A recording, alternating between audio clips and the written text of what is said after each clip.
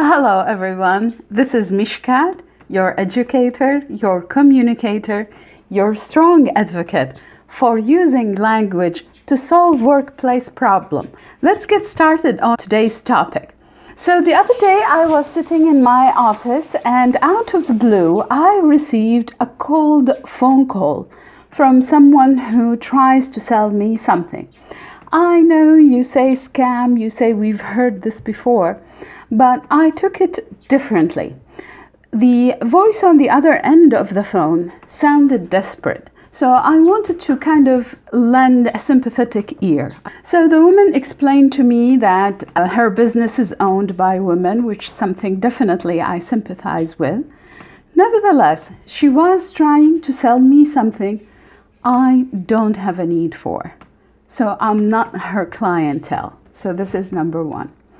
Number two, even if I wanted what she was trying to sell, will I make a decision on the spot based on a phone call? Definitely not. So I felt that poor woman wasted her time and energy.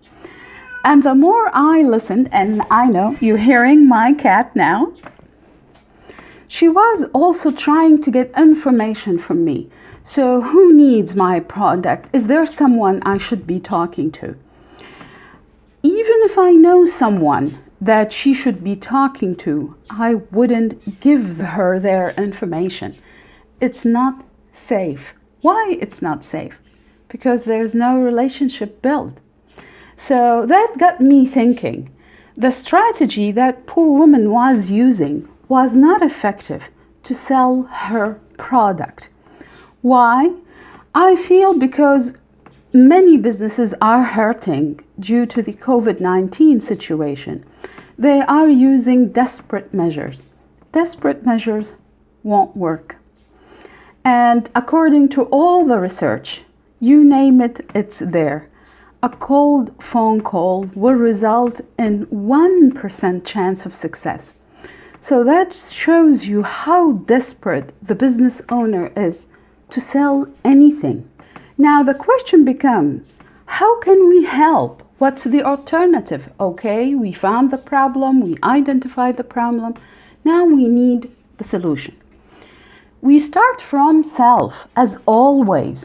So ask yourself, as a business owner, who needs your product? If you answer everyone, if you answer whomever's buying, if you answer whoever is there in the market, it means you don't know your clientele. You don't know your customers. So get to know them. You have to do your own research. You have to invest and stand behind your product. So you need to know who needs your product. Where are they? Where do they gather? Where do they meet? When you answer this question, you identify a market, which is something you do need. You need to be where the action is happening. The action cannot happen based on a cold phone call. The chances are slim, and you are wasting your time and energy doing that. So you need an alternative. The other thing that you need to know is how can you build trust between you and your clientele. Now that you identify them, now that you know they gather in universities, for example, or factories or shops or any other place, how can you reach out to them and build trust? You know, when you want to buy a product, any type of product, or when you want to do something that involves contracting or getting a service done, what's the first thing you do? You ask around. Why? Because you want a trustworthy business to do the job for you. So without trust, there's no business.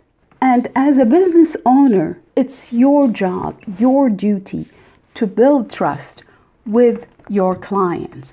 How? How are we going to do it in a COVID-19 era where there is limited face-to-face interaction? Internet. Make yourself available online.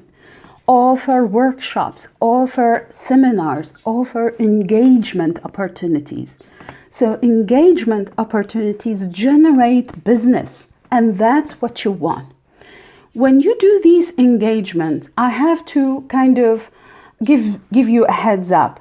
If you be pushy in these engagements, meaning you want people to sign the contracts on the spot, to buy your product on the spot, you will deter them further. The objective of these engagements is to spread awareness, to generate interest. So people need to know that you exist and this is what you offer. And then they start asking you questions, they show interest because they are your clientele, because they have a need for your product. So when you do these engagements, you don't offer them to everybody. You offer them to those who can be future buyers of your product or service. You see, that's why each industry, has its own seminars, conferences, and engagement opportunities. So as future business partners can meet, and that's what you want to do. Now, it's true, COVID-19 took us by surprise. We were relying on certain methods to conduct business. Now we have to kind of reinvent the wheel. Yes and no. You see, let's take Amazon, for example. It's true. They were online before, and they were thriving online before. So when COVID hit, they were in a safe zone. That leads me to the second point that I want to share with you. What is your byproduct? What is the business or the service that you offer on the side?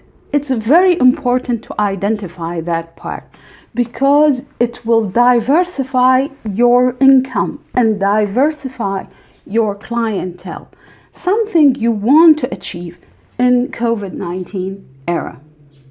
For example, I'm going to go back to my Amazon case study, so to speak. So Amazon started by selling books. I bought so many of them when I was studying, but they didn't stay that way. They start selling everything else that could be sold online.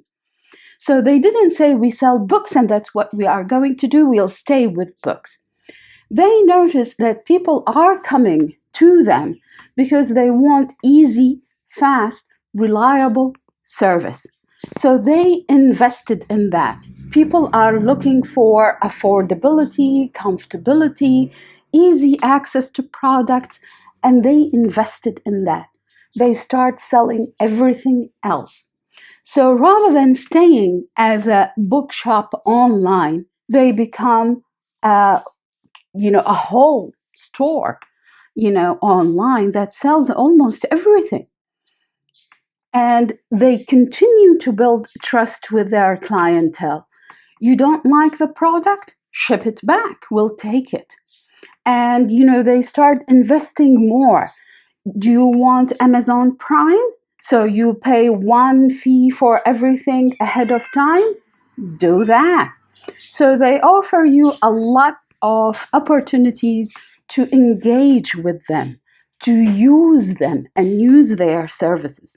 I know you heard my cat.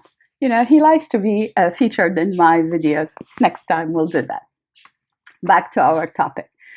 So diversify your clientele by identifying your byproduct, the thing that you do on the periphery. What is that? And invest in it. Make sure to have a portfolio online so as people can have access to you. Also, these engagement, the workshops, the seminars, the live, videos that you do, make yourself available. Put yourself out there so people will know where to go when they need such a product. I hope this video was helpful to you and to your business. If so, hit the like button and subscribe to my channel. Help it grow. And until the next video, use language to communicate your success in the workplace. Talk to you in the next video.